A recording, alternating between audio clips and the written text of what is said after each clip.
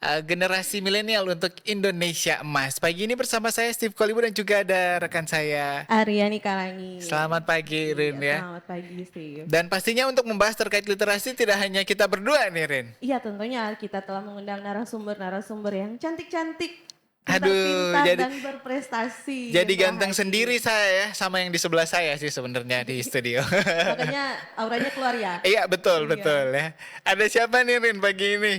Iya, di sini telah bergabung bersama kita ada biasanya disebut Mem Stella Watak. Iya. Iya, Mem Stella ini sebagai Sekjen Forum Perpustakaan Sekolah Madrasah Indonesia dan juga sebagai founder Mapalus Baca Perempuan Indonesia. Apa kabar, Mem? Ya, puji Tuhan, alhamdulillah baik, sehat. Luar biasa. Terima kasih. Ini kalau Mem Stella pendengar kita juga sudah lumayan akrab karena sering sekali membagikan ilmu-ilmunya kepada pendengar RRI pastinya. Iya, tentunya.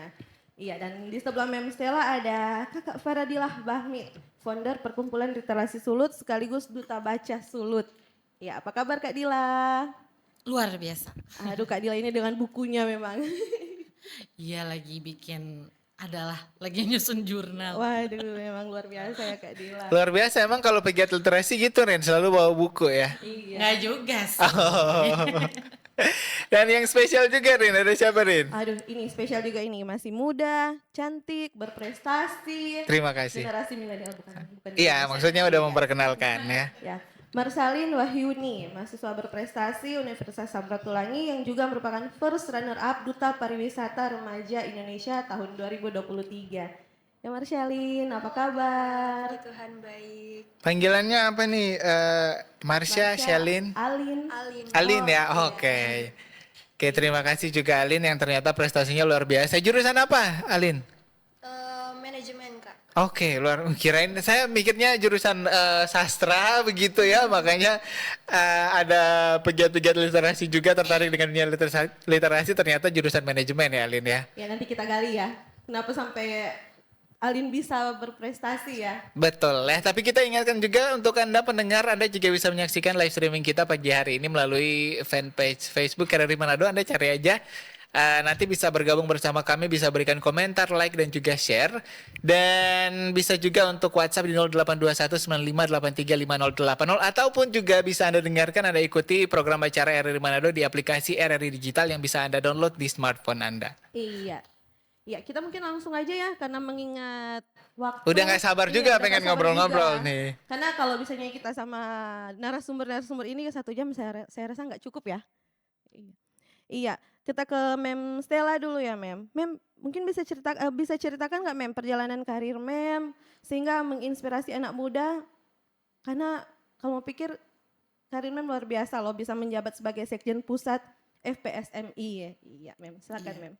Baik, terima kasih Mbak Alin, Mbak Aryani. Jadi kalau terkait hal itu sebenarnya oleh sebagian orang bisa ya, cuma untuk kali ini barangkali bintangnya ada di saya. Nah, kalau mengawali hal itu semua bukan semudah membalik telapak tangan ya. Gitu kita harus menggenggam dua tangan ini, di mana genggaman dua tangan ini dengan kekuatan langkah yang sudah ditapaki dari bertahun-tahun lamanya hingga ada di titik ini. Diawali dengan giat-giat bersama keluarga di masa masih muda juga. Karena di rumah itu biasanya saya kelilingi dengan brosur-brosur apa saja yang saya dapat kemudian dibagikan ke teman-teman sekolah gitu. Sampai ketika sudah mahasiswa pun masih tetap menggiatkan hal-hal seperti itu meskipun dalam bentuk-bentuk sederhana tidak sewah orang lain. Tapi tetap ternyata dengan kita memulainya dengan hal-hal kecil itu memberi dampak yang luar biasa.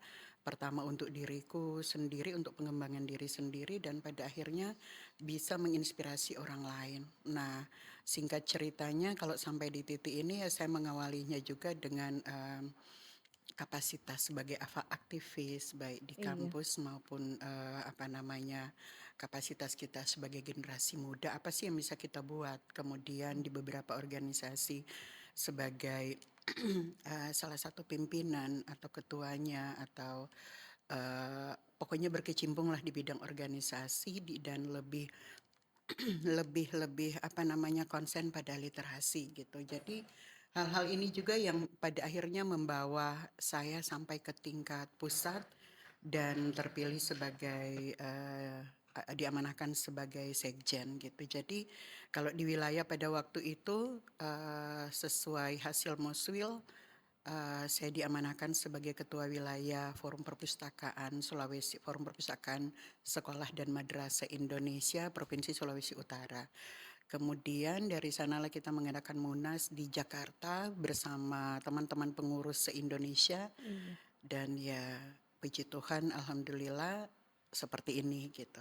Oke, luar Oke, biasa. luar Pokoknya biasa. kalau Mem Stella ini memang dari dulu concern sekali ya. Itu perpustakaan-perpustakaan sekolah, terutama waktu itu sering berkunjung Kang Mem Stella Kang waktu itu ya ke sekolah-sekolah memberikan masukan sehingga tujuannya memang baik agar bisa berkembang juga untuk perpustakaan-perpustakaan terutama Rin.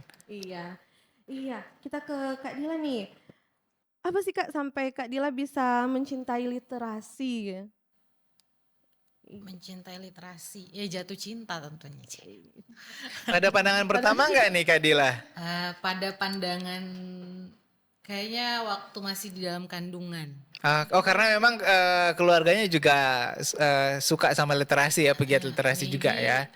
seperti itu. Jadi kalau bicara soal literasi kan artinya kita bicara soal eh, keterampilan, kemudian kecakapan gitu ya. Jadi kalau ditanya sejak kapan ketertarikan dengan literasi, mungkin itu adalah satu bentuk pola asuh yang dari kecil, dari umi saya tuh sering membacakan buku semenjak saya masih di dalam kandungan gitu. Jadi Oke. ternyata kalau ditarik ke belakang proses orang kemudian bisa akhirnya dia aware terhadap literasi, kemudian dia fokus terhadap pengembangan dirinya itu ada runtutan dari pola asuh orang tua gitu. Iya. Nah itu dari situ yang akhirnya karena orang tua sering membacakan buku, kemudian beranjak saya lahir, saya dibiasakan oleh hal-hal literasi yang dari buku ya, karena pintu Iya. masuk literasi itu sendiri kan dari membaca Iya. buku, bukan membaca status atau di Google ya. Jadi itu penting untuk kita pahami bahwa kalau ditanya saya ketertarikannya karena memang sudah mungkin karena keluarga, support system, lingkungan yang kemudian membentuk saya hari ini. Iya, tapi kan biasanya kalau tidak ada pematik, kadang kan walaupun lingkungan kita biasa dengan literasi atau apa, kebiasaan-kebiasaan yang ada, tapi kalau tidak ada pematik, kadang kan susah. Nah, Iya, ini iya. yang mematik Kak Dila ini, apa nih sehingga memang betul-betul jatuh cinta dengan literasi?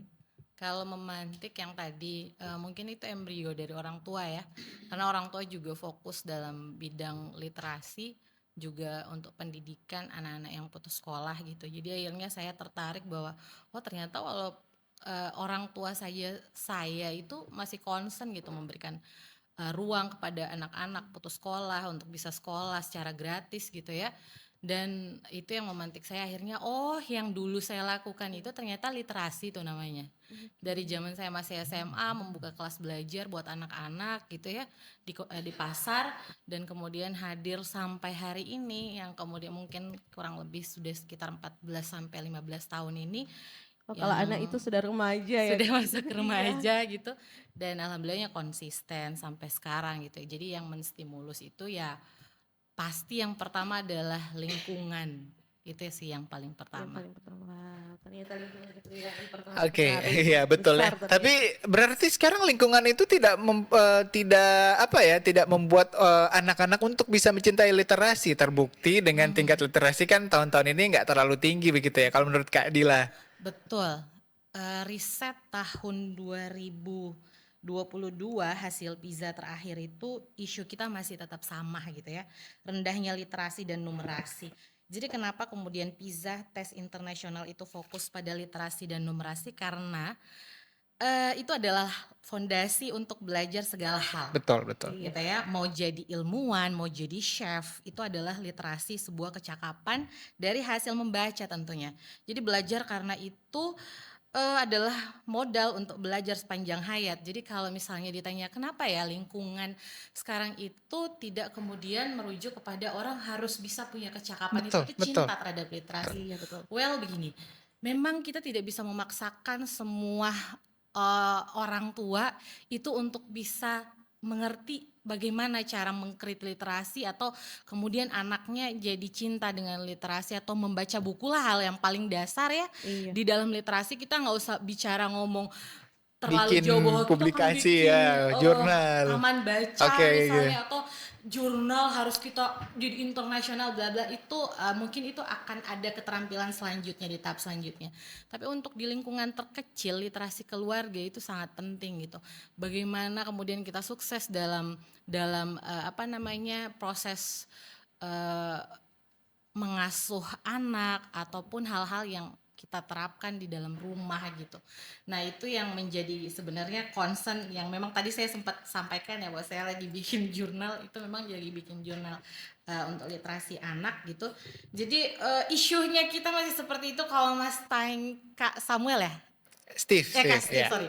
Kalau Kak Steve tanya tentang kenapa sekarang itu adalah tugas bersama. Oke, gitu. Itu ya. bukan hanya tugas sekjen, Forum Perpustakaan dan Madrasah Indonesia, bukan hanya tugas duta baca atau mungkin ada adik kita di sini ada bukan tugasnya duta pariwisata saja gitu, tapi ini adalah sebuah kerja-kerja komunal gitu. Yang hari ini Pro1 hadirkan ya, RRI hadirkan ini adalah ruang digital. Ruang digital yang ini adalah ruang-ruang alternatif yang rasa-rasanya nggak jadi alternatif hari ini. Karena ini ada kayak jadi ruang inklusif bagi anak-anak muda yang hari ini tuh udah ogah baca buku. Gitu. Nanti akan ditarik nih, kok kenapa jadi nggak Ogah suka ya, baca buku betul, gitu. betul, ya. Ya gitulah Oke. pokoknya. Ya, nanti sebenarnya pengen tahu juga kenapa jadi Oga baca buku. Kemudian juga ini pengaruh digital juga berarti tadi ya Kak Dila ya. Tapi bukan berarti kemarin kita anti dengan perkembangan teknologi dong, tentu. ya kan. Ya. Nanti kita akan tanya ke Mem Stella, kemudian juga ada yang berprestasi di sini. Tapi kita harus jeda sejenak nih, ada yang harus diputarkan. Dan lupa pendengar nanti Anda juga bisa bergabung bersama kami di fanpage RRI Manado ataupun juga di WhatsApp 082195835080. Saat lagi kita akan kembali tetap di Forum Kawanua. Pro 1, kanal informasi dan inspirasi. Pro 1. Iya, pendengar Radio Republik Indonesia Manado dan juga pemirsa RRI Net, kembali lagi di Dialog Forum Kawanua edisi Senin 27 Mei 2024 ya. Dari tadi saya ini sebenarnya udah greget mengenainya ke Alin. Iya. Kenapa sih Alin bisa manfaat apa yang telah Alin rasa dari literasi? Manfaat yang Alin dapatkan dari literasi ini, literasi itu membantu Alin untuk memahami potensi diri Alin dengan lebih baik, dan juga literasi ini memudahkan Alin untuk bersosialisasi, memudahkan Alin untuk belajar banyak hal-hal baru, dan literasi ini juga akhirnya membantu Alin menemukan potensi-potensi Alin, dan akhirnya Alin dapat mencapai prestasi-prestasi yang membanggakan. Oke, luar biasa. Tapi gini Lin, tadi ngobrol sama Kak Dila, katanya lingkungan itu berpengaruh. Kalau dari lingkungan keluarga Alin seperti apa? Apakah memang Alin datang dari latar belakang keluarga yang juga menekankan pentingnya literasi atau seperti apa Lin? Iya, orang tua saya juga sebenarnya menekankan literasi karena sedari kecil ibu saya atau mami saya itu sering belikan saya buku yang buku-buku cerita anak yang ada gambar-gambarnya. Jadi makanya saya lebih jadi tertarik membaca buku. Dan saat SMP saya juga sering baca cerita rakyat sampai saya pernah mengikuti beberapa kali lomba membacakan cerita rakyat di tingkat kabupaten. Namun waktu itu ya belum membuahkan hasil sih, tapi saya hanya mengambil pengalamannya saja. Ternyata memang dari kecil ada yang sudah Iya, gemar membaca sayang juga ya. kalau sekarang kan RRI tuh punya lomba bercerita anak tuh ya kan. Iya. Nah, sayang Alin udah nggak anak lagi ya, udah gede ternyata ya.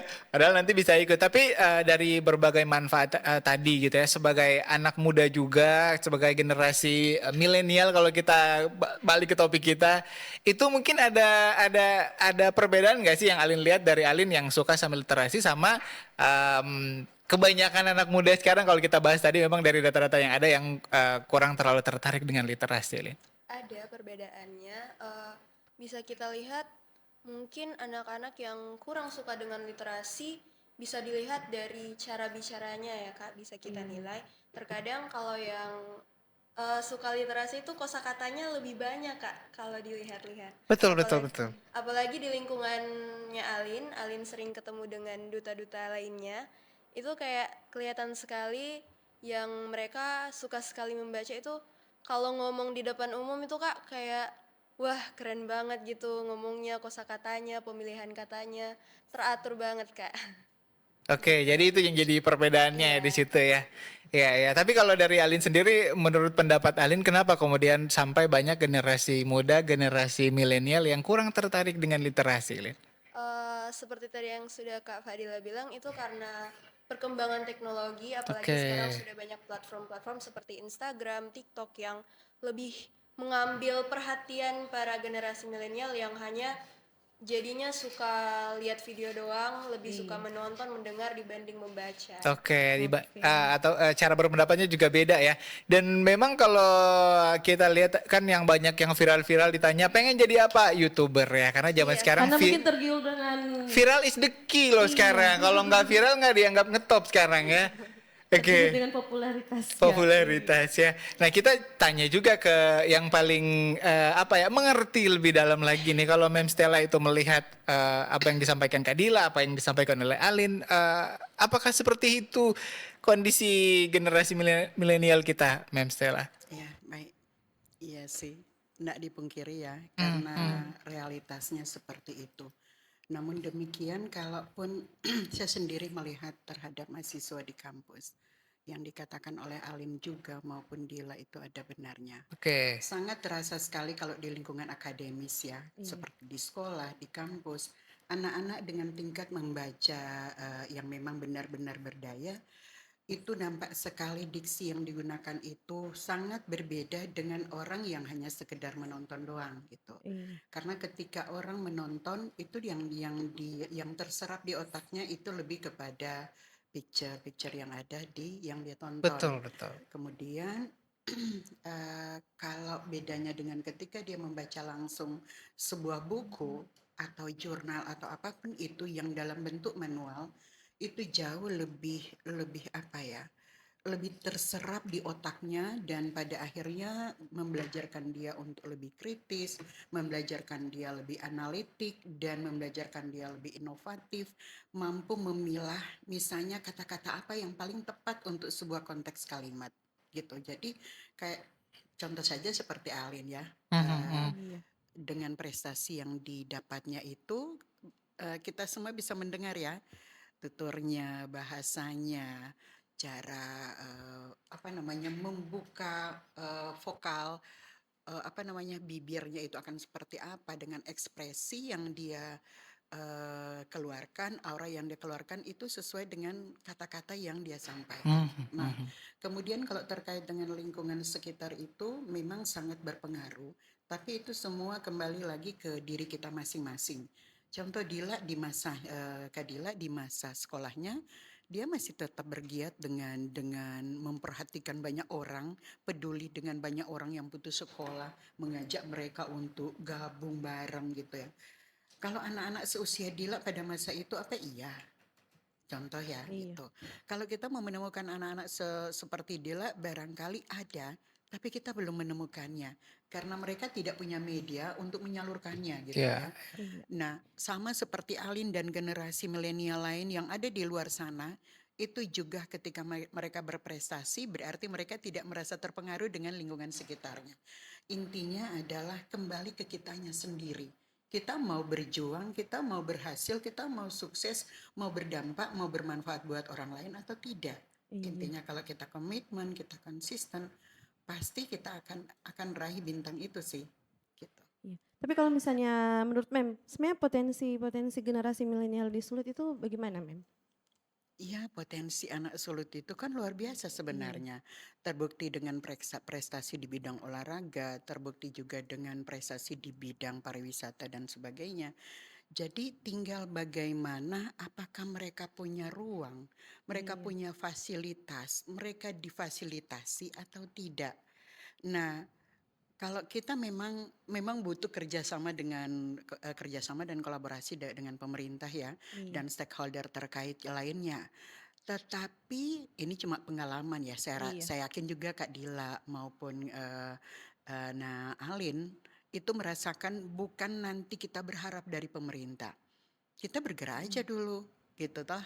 Oh, kalau hal-hal seperti itu kita udah memulainya lebih dulu mau bergerak dan mau menggerakkan, pasti pada akhirnya juga akan sampai sih.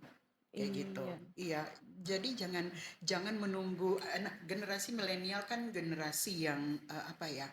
Mereka punya segudang kreativitas banyak sekali. Kayak tadi Kak Steve bilang, oh mereka mau ditanya cita-citanya apa menjadi kok YouTuber, content Betul, Kalau dulu kan betul. ditanya mau jadi apa? Mau jadi dokter, dokter. jadi Mau jadi apa? polisi, poluan Iya. kayak gitu. Presiden, ya. Presiden.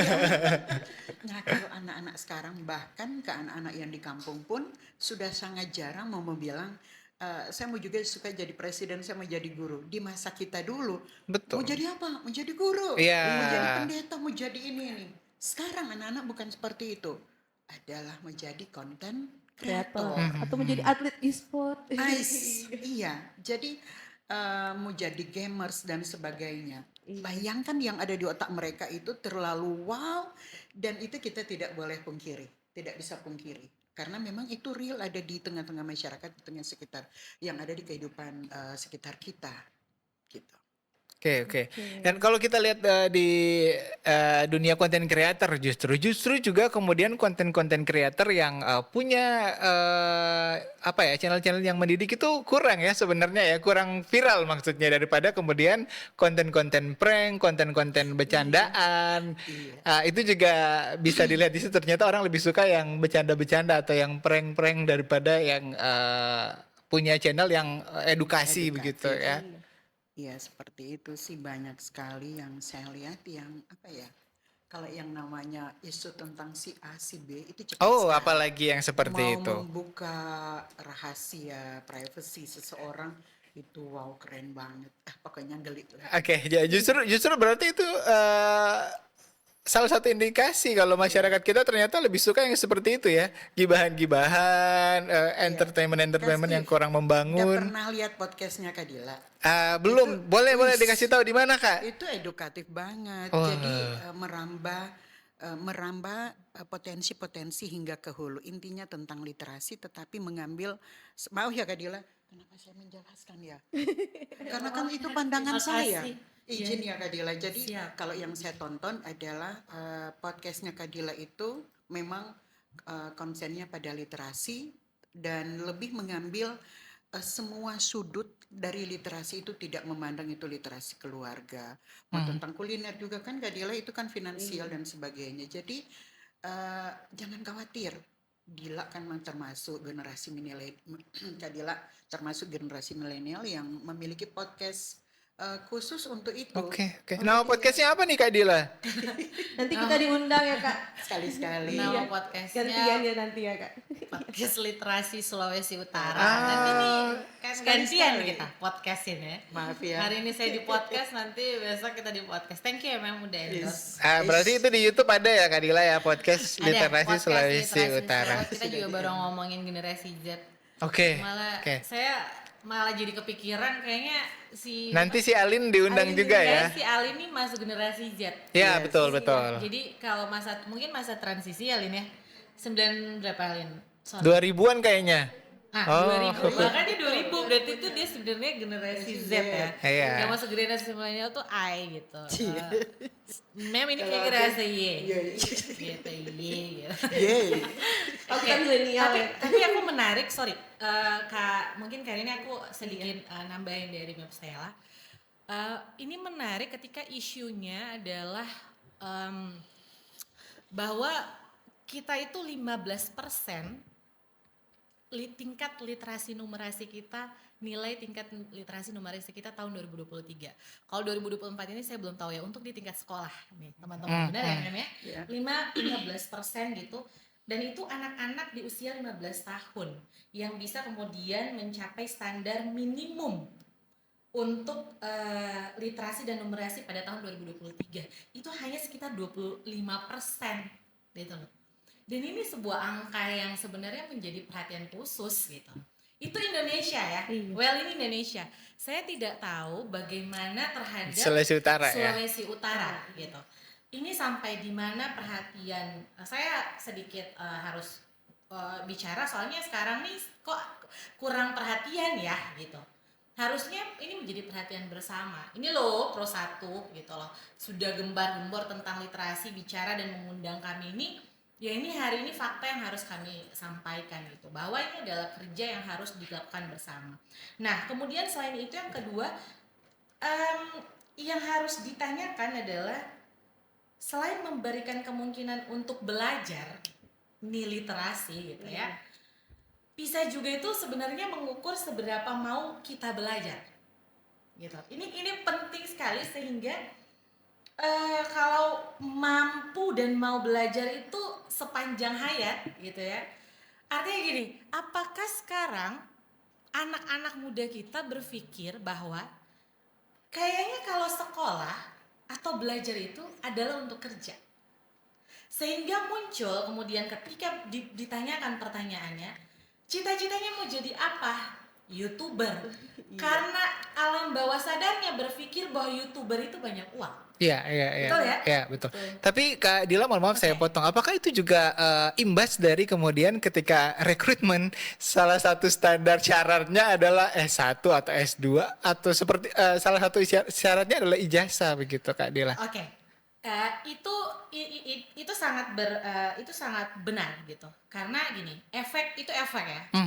Itu efek dari sebuah proses gimana anak-anak itu memahami bahwa sekolah itu untuk bekerja, tapi dia tidak mencintai proses bahwa sekolah itu untuk belajar. Ya, untuk mendapatkan Sekolah ilmu lah ya. itu untuk berproses, mendapatkan pengetahuan, dan which is sekolah itu adalah ruang untuk berekspresi. Gitu. Nah hari ini kita udah bikin nggak sekolah itu menjadi ruang seperti itu? Ruang yang aman, yang nyaman, dan dia bisa kayak melepaskan ransel dia, beban berat dia terhadap sebuah pembelajaran, dan dia berkata gini, saya sampai di sekolah, inilah hidup saya gitu. Inilah ruang untuk saya bisa berekspresi gitu. Oke. Hari ini anak-anak tuh kayak dituntut kalau masuk sekolah tuh dia yang kayak, padahal Beban, ya. kita udah merdeka belajar Iya, loh. justru jadi beban ya kelihatannya. Iya, dan itu adalah sebuah growth mindset gitu. Ini sebenarnya harus menjadi kemampuan percaya bahwa kalau saya belajar, saya akan bisa lebih baik gitu loh. Itu ada nggak sih kayak filosofi itu, sebuah filosofi pendidikan yang hari ini tuh rasanya kok hilang ya gitu. Yang akhirnya kalau ditanya lagi gimana meningkatkan literasi dan numerasi, sementara tidak semua anak-anak merasa bahwa sekolah adalah rumah. Betul. Oke. Rata-rata sekolah for apa? For dapat ijazah. Padahal sebenarnya prosesnya itu yang perlu kita Curiosity-nya itu tuh nggak ada. Rasa ingin tahu dari setiap siswa atau anak-anak tuh udah menurut saya berkurang jauh dibanding zaman saya dulu ya. Saya SD tuh kayaknya perpustakaan tuh masih kayak jadi tempat yang paling asik buat Iya, betul. nongkrong gitu loh. Biasanya kita itu anak-anak SD dulu senang sekali kalau ada datang buku baru masuk. Ya, Ada buku baru. ini kayak bisa unboxing kalau bahasa sekarang Iya, kan unboxing gitu kan. Dan dulu kita belum ada fasilitas digital yang bisa kita video dan segala macam, tapi kita bisa happy dan akhirnya membaca itu menjadi aktivitas yang menyenangkan. Tapi ada beberapa kemudian Gen Z, kemudian mereka bilang, hey itu privilege kita zaman AI, itu bukan zaman kalian lagi. Oh, Nah itu iya? kalau menanggapi itu gimana Kak Iya, Dila harusnya? saya sangat setuju, itu adalah privilege-nya teman-teman di generasi Z atau generasi milenial di peralihan gitu ya. Iya. Karena kan kalau generasi milenial kita lahir tentu saja tidak langsung dengan teknologi yang Betul. canggih gitu ya. Kita tuh kita punya teknologi yang canggih ketika kita sudah beranjak remaja gitu. Nah, teman-teman generasi Z ini adalah generasi yang adaptif, generasi yang melek terhadap digital. Literasinya belum, karena literasi itu proses belajarnya, kemampuan, keterampilan, kecakapan hidupnya. Apakah si digital ini mampu memberdayakan dia atau dia yang diperdayakan Ya, oleh ya. itu gitu. Nah, artinya kalau ditanya Kak Steve. ya. Jangan Somel Risa lagi mirip memang. kalau Kak Steve tanya bahwa itu adalah sebuah privilege, yes, jelas. Saya tidak dan yang paling penting adalah ketika itu menjadi privilege, maka yang tadi itu saya bilang bahwa harusnya ini kemudian terfasilitasi. Oke. Privilege-nya itu adalah kemudahan-kemudahannya, bukan kemudian dengan cara kita untuk berproses, belajar ya. Jangan Google yang jadi Iya. siswanya dan kita hanya jadi copywriter-nya gitu. Artinya kita hanya menjadi sebuah copy paste yang kita ngambil sebuah pengetahuan dari Google, kita langsung ambil mentah-mentah di dalam tanpa proses kita melihat, belajar, menelaah gitu. Dan itu Oke. hilang di zaman digital saat ini karena kemudahannya luar biasa gitu. Nah, itu pentingnya literasi. Ya, ya. Ketika kemudian literasi kita tinggi, kita juga tidak akan kemudian terlalu dimanjakan dengan teknologi. Artinya tetap kita memanfaatkan teknologi, bukan kemudian teknologi yang memanfaatkan Kita kita. tidak Kan? terperdaya, tapi Ya, kita mampu memberdayakan dia. Ya, betul. Oke, luar biasa. Ini kita harus terima penelpon nih, Rin, karena dari tadi juga sudah Ternyata banyak. sudah banyak yang menunggu ya. Harusnya memang dari tadi kita angkat telepon, tapi percakapan kita kan luar biasa ya, menarik sekali. Langsung Rin, kita terima penelpon yang pertama. Forum Kaunwa, selamat pagi. Selamat pagi. Selamat pagi, Forum Kawanwa. Iya, Pagi, dengan- Steve dan Ali juga narasumber. Oke, dengan siapa di mana Dengan nih? Ibu Grace, Oh, Ibu Grace di. dengan Ibu Grace di Languan. Oke, baik. Silakan Bu Grace. Oke, langsung saja ke pertanyaannya kepada narasumber. Ada 3 pertanyaan yang mau saya sampaikan di sini. Iya. Yang pertama, seperti apa peran mahasiswa milenial dalam era revolusi industri untuk Indonesia maju? Dan yang kedua, bagaimana peran orang tua dalam mempersiapkan generasi muda menghadapi literasi digital? Dan yang ketiga, bagaimana Halo Bu dalam Grace. mewujudkan Indonesia maju? Oke, Iya, halo. pertanyaan yang ketiga mungkin bisa diulang Bu Grace. Oh ya, pertanyaan yang ketiga, bagaimana mahasiswa menghadapi tantangan dan hambatan dalam mewujudkan Indonesia maju, sementara di era milenial kesuksesan itu hanya bisa dicapai apabila kita memiliki karakter diri dan responsif, adaptif, inovatif, serta mau Baik. menjalin kolaboratif. Oke, Itu baik. saja pertanyaannya. Terima Sudah kasih. jelas, Bu? Bu Grace. Terima kasih Bu Grace. Selamat pagi Bu Grace di Languan ya, luar biasa. Ini saya baca dulu satu kalau begitu. Di WhatsApp 082195835080 ada Ray di SEA katanya nah katanya kemudian ada telepon masuk ini. kita terima Telepon dulu ya. penelpon dulu atau gimana Rin? Kita terima penelpon ya. Iya, betul. Forum Kawanua, selamat pagi. Selamat pagi. Iya, selamat pagi. Dengan Bapak siapa? Dengan siapa dengan apa? Dengan para narasumber Jo. Iya. Oke, ada Rini juga. Siapa ini? Dengan Jokowi di Tomon. Oh, Pak Jokowi di Tomohon. Ini kan soal literasi, Iya. membaca terutama. Iya. Memang kalau kita ikuti perkembangan, memang orang juga kalau di minat membaca juga di ASEAN, orang memang rendah. Orang bangsa Indonesia di 9 negara, orang yang ke-8. Kalau di dunia, orang 63 negara yang disurvei, orang 61. Artinya masih di bawah begitu ya Iya, Pak minat Jokowi. minat membacanya. Padahal kan itu yang penting, itu minat membaca dulu. Memang seperti yang diuraikan tadi. Orang kalau hobi membaca, dia baru mau berbicara saja so dapat baca dan so dapat tahu dia pe kata-kata. Berarti dapat diukur dan diukur dia pe kecerdasan. Oh, ini orang biasa membaca. Kalau secara dan pribadi kita juga pe pengalaman begitu. Dan memang mungkin juga yang jadi kendala orang di sini, orang buku-buku yang berkualitas mungkin masih kurang atau terlalu mahal. Itu Oke, baik. banyak faktor itu. Jadi kita lihat dan banyak. Kalau kita pe generasi kan kurang serta seumur begini baru dapat teknologi. Orang kalau dulu kalau di rumah Pak Saudara semua mesti membaca. Baik, baik, Baku Pak rampas Jokowi. membaca. Karena masih susah buku tuh dengan bacaan. Jadi memang saya kira itu semua pihak mesti lebih banyak di Baik, baik, literasi Pak membaca. Jokowi. Karena juga begini, Ya. orang kok lompatan teknologi terlalu cepat. Dasar membaca belum kuat, mau masuk teknologi digital. Jadi itu mau balik ke literasi di manual memang agak susah. Tantangan memang ini kalau kita lihat tantangan itu sekarang di Betul, zaman betul, anak Pak muda Jokowi. sekarang ya orang pasti Iya. dong pilih HP. Pak Jokowi bisa disingkat, Pak Jokowi? Jadi menurut kita itu mesti Oke, lebih banyak oke. juga diberikan misalnya perpustakaan juga itu memang sebenarnya mesti lebih banyak ditempatkan Baik. di tempat-tempat penting. Di Saya kira tempat-tempat publik terutama ya. itu saja. Makasih banyak para narasumber. Terima dan tim. kasih. Selamat pagi Iya, Pak selamat Jokowi pagi, Pak di Joko di Tomohon. Dua saja dulu. Iya, karena 2 saja udah banyak ya. Silakan kita kelihatannya. bahas dulu. Mohon maaf yang lainnya kita pending dulu ya. Iya.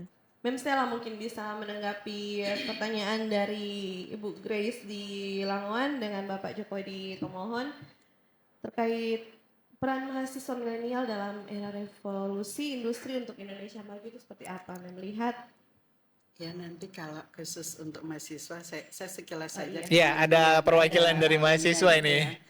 Kalau saya lebih kepada pertanyaan Ibu Grace tentang peran orang Peran, tua iya, peran orang dan tua juga. sebagainya ya. Gitu. Jadi kalau peran orang tua dalam hal ini memang penting dan yang paling utama dan pertama dalam pengembangan literasi, terutama literasi dasar, ke-6 literasi dasar itu, dan yang pertama itu adalah literasi dasar yang pertama yaitu pada kegiatan membaca dan menulis gitu. Dan nanti dari situ akan berkembang 5 literasi berikutnya seperti itu. Jadi peran orang tua di sini adalah sebenarnya tadi juga sudah disinggung oleh Dila, apa yang Dila rasakan saya juga rasakan dan kalian rasakan. Gimana sih peran orang tua membangun minat baca terhadap kami sehingga dari proses-proses itulah kami bertiga bisa ada di titik Betul, ini. Mem. Saya ingat dulu juga zaman baca koran, kadang-kadang halaman satu di papa, halaman kedua. Jadi pas mau cari sambungannya, ada di sebelah. Ya. Gitu. Jadi sebenarnya dengan adanya peran orang tua dalam hal ini, misalnya di masa kecil membacakan buku atau melaksanakan read aloud, membaca nyaring ke anak, Kak Dila aja orang tuanya masih Kak Dila masih dalam kandungan sudah melatih Dila dengan kegiatan-kegiatan membaca. Apa Dila lihat tidak, tetapi proses di dalam kandungan itu lah yang paling utama gitu ya. Nah kemudian kalau saya terhadap anak-anak pengalaman juga ya di masa kecil mereka, saya berusaha untuk berikan komik-komik yang kemudian Doraemon, Shinchan dan sebagainya. Itu kan rangsangan stimulasi otak ke anak untuk ini dan mendorong mereka untuk lebih mau ingin mencari tahu lah istilahnya. Jadi peran orang tua di sini adalah pertama bisa membangun motivasi di mereka untuk kedepannya Anda akan seperti apa, kita melalui proses membaca. Jadi membaca nyaringlah kepada anak, kemudian misalnya bisa mengajak sekali-sekali waktu kalau anak-anak ke toko buku gitu ya. Kalaupun dari desa, kapan mau ke toko buku sih kayak gitu. Iya, nanti sebentar saya singgung terkait dengan Pak Jokowi gitu ya. Boleh. Ya. Jadi peran orang tua diantaranya seperti itu, mengajak anak bisa juga lagi keliling di rumah di satu keluarga sambil diskusi ajak ini ada informasi tentang ini gitu. Informasikan ke anak-anak gitu. Jadi jangan konsumsi membaca sendiri tetapi turut melibatkan anak-anak di dalam setiap percakapan bersama orang tua. Nah, kemudian terkait apa yang dikatakan oleh Pak Jokowi itu memang benar. Tetapi izin ya teman-teman, kalau tadi memang sudah didahulukan disinggung oleh Kak Dila terkait PISA dan sebagainya, pada intinya itu di tingkat dunia ya. Pada intinya kita jangan terbelenggu dengan isu-isu seperti itu. Karena pada intinya kembali ke proses itu ada di diri kita. Kalau kita terlalu terbelenggu dengan hasil PISA dan sebagainya, kita akan tetap, iya syukurnya kalau kita bertemu dengan orang-orang yang punya ekspektasi untuk ya kita harus ke depannya seperti ini melalui berbagai proses. Tetapi kalau kita mau terbelenggu dengan hasil PISA seperti itu, kita tidak akan dapat berbuat apapun itu. Karena nanti kita butuh gerakan-gerakan kecil, gerakan-gerakan sederhana untuk menjadi hebat gitu.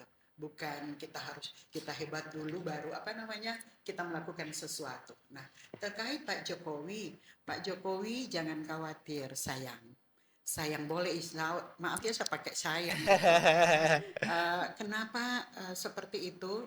Karena gini, oleh program pemerintah saya sudah pernah ingatkan di pertemuan sebelumnya melalui Pro 1 FM juga bahwa program pemerintah untuk tahun ini ada 10.000 paket bagi 10.000 desa dan kelurahan plus taman bacaan yang ada di Indonesia itu akan diberikan. Per paket itu adalah 1.000 buku plus 1 rak buku.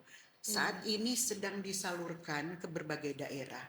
Sulut juga luar biasa karena Sulut itu mendapat fasilitas itu sekitar 200-an.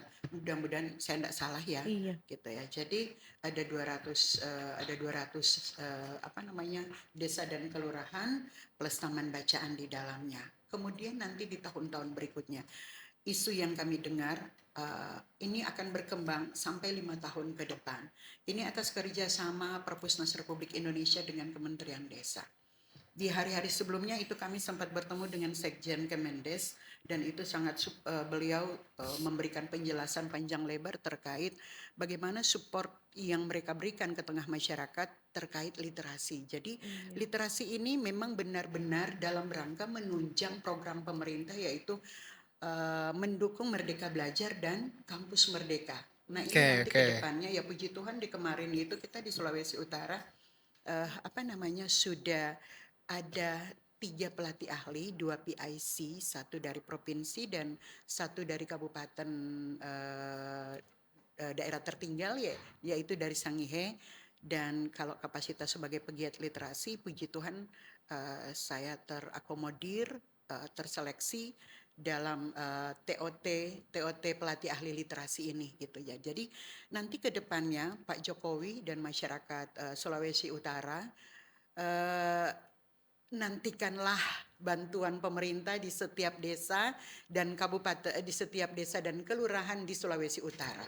Dan kami memberikan bukan memberikan ruang. Kami dalam hal ini kapasitasnya memfasilitasi teman-teman pengelola perpustakaan yang ada di desa maupun di kelurahan plus taman-taman bacaan gitu ya.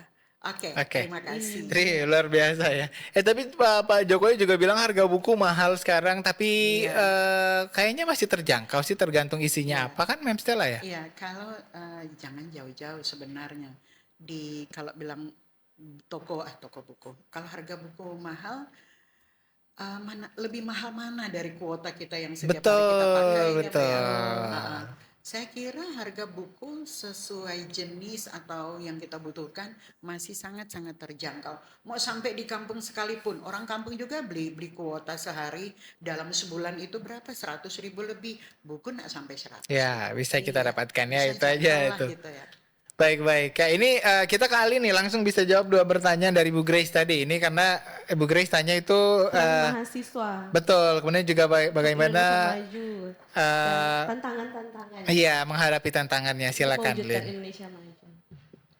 Oke, jadi terkait peran mahasiswa untuk memajukan Indonesia itu menurut Alin ya seperti yang sudah dilakukan tadi Kak Dila, bikin podcast tentang edukasi tentang literasi, karena kan zaman sekarang anak-anak itu lebih suka nonton YouTube, scroll TikTok, Instagram. Jadi melalui podcast tersebut atau konten-konten digital menarik itu bisa mengedukasi generasi-generasi seperti Alin sekarang.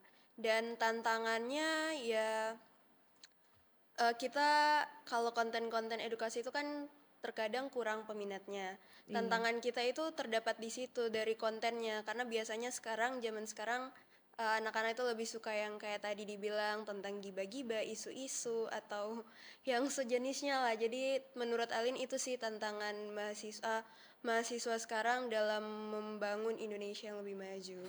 Wah. Oke, ya kita ke Kak Dila nih. Ini waktunya berasa cepat banget ya pagi ini ya, Rin ya. Iya Mas Eresin, saya penasaran. Karya apa sih yang telah Kak Dila buat terkait dengan literasi? Oh ya ampun. Iya. Oke, karya yang sudah yang bukan saya sendiri ya, ini adalah kerja-kerja kolektif bersama dan mungkin ini menghasilkan, kalau karya yang sudah dihasilkan ada beberapa buku yang antologi esai bersama dengan pegiat literasi yang ada di Nusantara gitu ya, yang kemarin kami magang di Jogja tahun 2018 ya kurang lebih tahun 2018. Kemudian juga kalau karyanya tentu hari ini Dila bersyukur karena bisa lahir Perkumpulan Literasi Sulawesi Utara, Iya. yang kemudian harapannya mampu menyeimbangkan informasi yang hari ini hadir gitu, karena Dila ingat banget bukunya Tom siapa ya yang matinya kepakaran itu, yang Death of Expertise, itu Tom Nichols. Dia nulisnya jadi kayak dia nulis jadi bagaimana influencer yang baru baca atau Iya. googling sedikit itu bisa jadi lebih banyak yang mendengar dibandingkan dengan seorang Tom Nichols atau misalnya Kak Samuel atau Kak Rini, Kak Steve atau Kak Rini Iya. yang sudah sekolah dan berkecimpung di dunia penyiaran gitu, belajar segala macam hal, atau para profesor dengan berbagai ilmu terapannya belum tentu lebih didengarkan dibandingkan oleh isi influencer yang hanya membaca dari Google gitu. Iya. Itu kayak di buku Matinya Kepakaran itu sebuah cambuk atau tantangan besar di era Tamparan sekarang ya. itu ya sekarang ini ya, orang asal ngobrol, asal ngomong tanpa data gitu, tanpa ada Sumbernya nggak jelas sumber padahal nggak ya. jelas, dia bisa ngobrol di sebuah platform gitu. Itu kayak itu sebuah isu yang hari ini harus jadi trending, sehingga kemudian saya kami berpikir bahwa harus melahirkan sebuah penyimbangan. Dan Pro 1 ini adalah sebuah apa ya, media inklusif penyeimbang informasi-informasi yang hari ini tidak seimbang gitu. Gitu. Jadi kalau ditanya karya apa saja ya, alhamdulillahnya kemarin juga sempat terpilih menjadi Duta Baca Sulawesi Utara. Kemudian menjadi juga kemarin sebagai local heroes-nya Kejar Mimpi Sayembi Niaga. Dan juga menjadi menerima satu Indonesia Award tahun 2017 dari satu Indonesia Award. Dari literasi ya Kak? Iya, jadi literasi ini tuh kayak membangun, berjejaring, membuat kita melek. Bener kata Alin bahwa literasi itu pembuka cakrawala berpikirnya Alin gitu ya. Ini itu benar, dan tidak hanya kemudian cara berpikir atau critical thinking, kemudian atau skill dan lain-lain, tapi juga networking.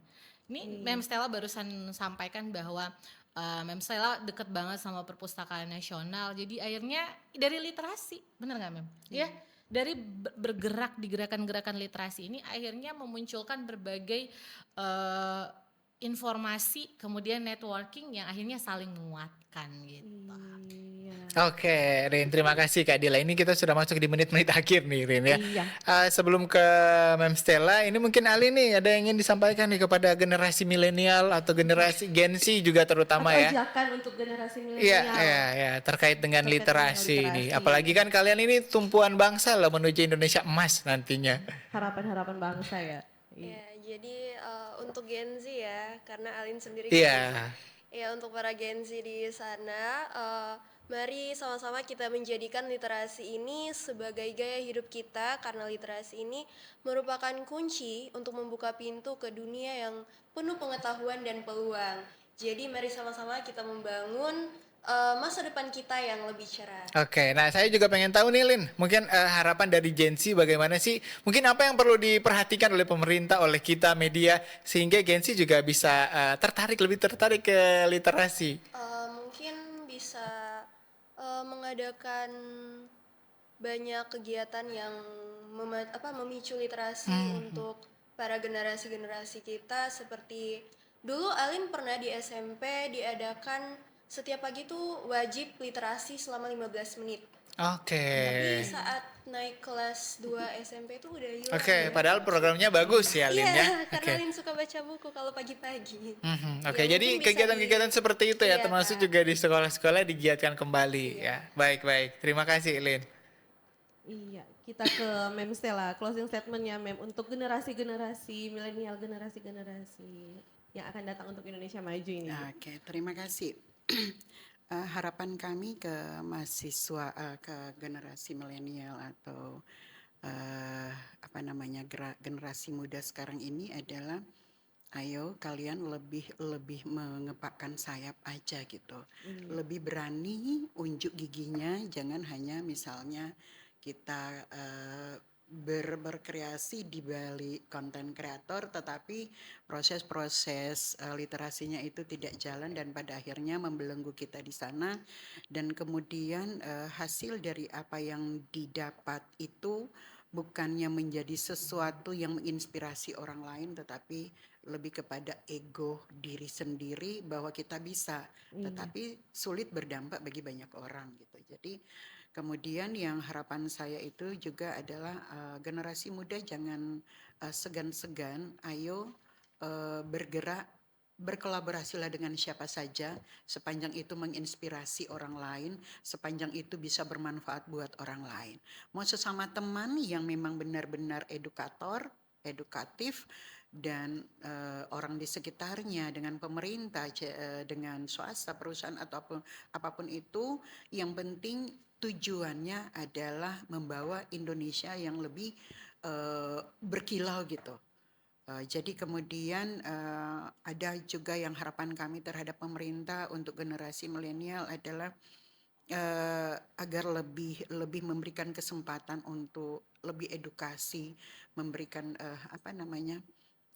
ruang-ruang bagi generasi muda agar mereka bisa berekspresi lebih positif lagi, dan kemudian menyediakan akses untuk generasi kita, karena kalau kita tidak memberikan akses itu ke generasi milenial, Betul. yang rugi juga kan adalah kita sendiri. Betul. Mereka sudah ke kiri, sudah ke kanan, maaf kalau dalam tanda kutip mereka sudah hisap-hisap ini dan itu, padahal kalau kita memberi akses itu di mall sana kan, di boulevard sana itu banyak sekali gitu. Jadi ketika kami mau mampir ke sana, tolong jangan terlalu dibatasi gitu. Baik. Karena pengalaman kami seperti itu, kami mau hadir, harus ada izin, harus ada ini. Santai aja kali ya. Kalau ini ruang publik, mengapa harus? Toh kita juga di pengalaman sih seperti itu.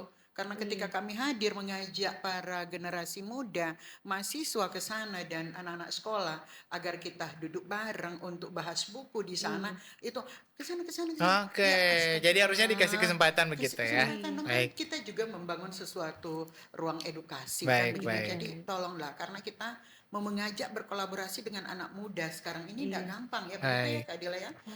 Kak Dila ini bukan Kak Dila juga udah punya banyak pengalaman terkait hal itu. Kadang-kala dipandang sebelah mata dan sebagainya. Baik, Mem Saya mau Stella. dipandang sebelah mata oleh siapapun, saya tidak peduli. Yang penting saya mau mengajak anak-anak muda, ayo kita sama, karena kita harus regenerasi. Luar biasa niatnya. Terima kasih Mem Stella.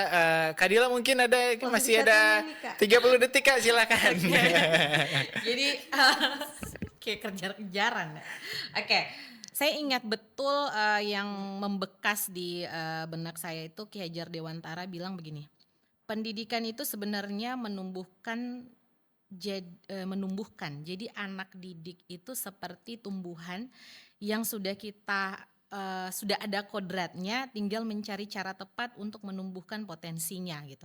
Misalnya tanaman bisa jadi sepenuhnya mekar, kita tidak bisa mengubah tanamannya jadi sesuatu yang bukan mereka, tapi ada yang layu di tengah jalan, ada yang bisa tumbuh dan berbuah, itu harusnya yang menjadi tujuan pendidikan gitu.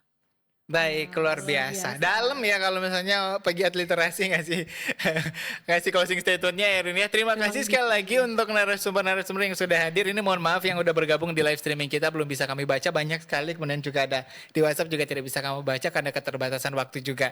Saya Steve Kolibu mewakili seluruh kerabat kerja yang bertugas pagi ini mengucapkan terima kasih dan juga ada rekan saya. Aryani Kalangi, sampai ketemu di dialog forum Kawanua selanjutnya. Selamat pagi. Selamat Salam pagi. literasi. Salam literasi. literasi. Salam daya baca.